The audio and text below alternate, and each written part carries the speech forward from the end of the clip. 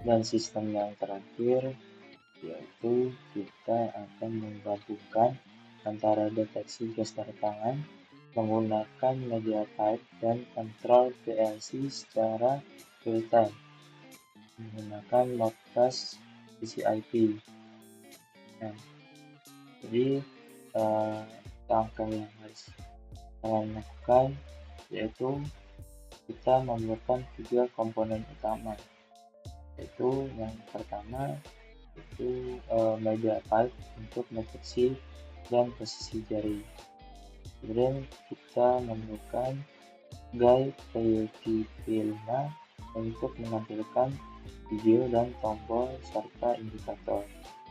Dan yang terakhir yaitu Modbus TCP untuk mengirimkan sinyal ke PLC seperti menghidupkan output. Langkah yang pertama itu perlu mengkonfigurasi awal. Jadi kita mulai dari konfigurasi IP dan alamat PLC. Di bagian atas file kita perlu IP dan port PLC serta alamat memori coil yang akan kita gunakan. Sehingga pada codingan berikut. Setelah itu yang kedua kita menggunakan widget LED bulat. Pada bagian ini kita membuat komponen visual LED berbentuk bulat untuk indikator M100 hingga M103. Lihat codingannya seperti berikut.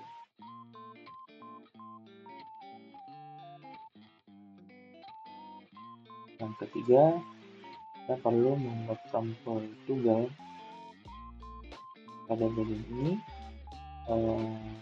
tombol manual override yang kita gunakan untuk mengaktifkan output secara manual.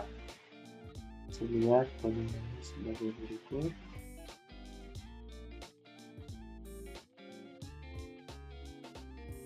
Kita akan mengkomunikasikan Modbus TCP untuk komunikasi PLC yang akan kita gunakan melalui library Gaya Modbus. Bisa lihat di sini.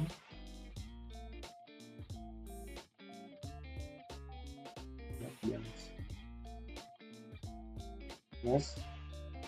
Nah, di sini kita buat kelas Modbus Client Sender yang fungsinya sebagai write signal. Ini mengirimkan sinyal coil ke M200 hingga M203 sesuai status tombol atau gesture. Pertama yaitu deteksi gesture. Untuk deteksi tangan ini kita perlu menggunakan media pipe. Kalau jari telunjuk diangkat, maka M200 secara otomatis akan aktif. Kemudian kalau jari tengah itu M201 dan seterusnya hingga 203. Lihat codingan seperti itu.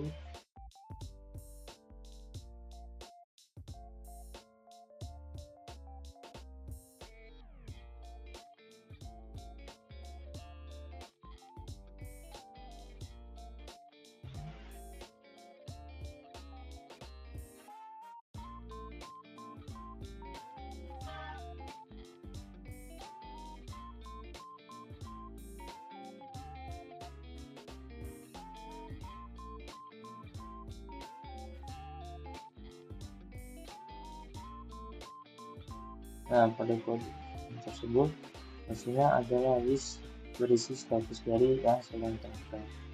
Kemudian yang keenam itu kita perlu menggunakan logika gesture dan manual mode.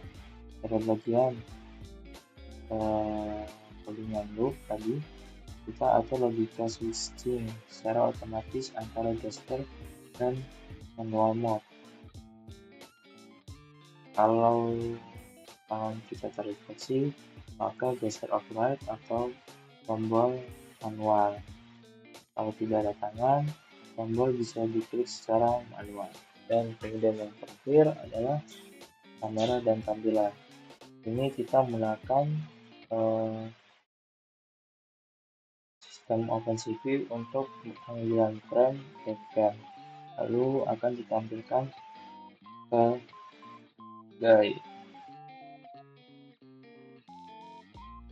Kemudian kita klik kamera agar terlihat terbalik atau mirror dan tampilkan dalam video.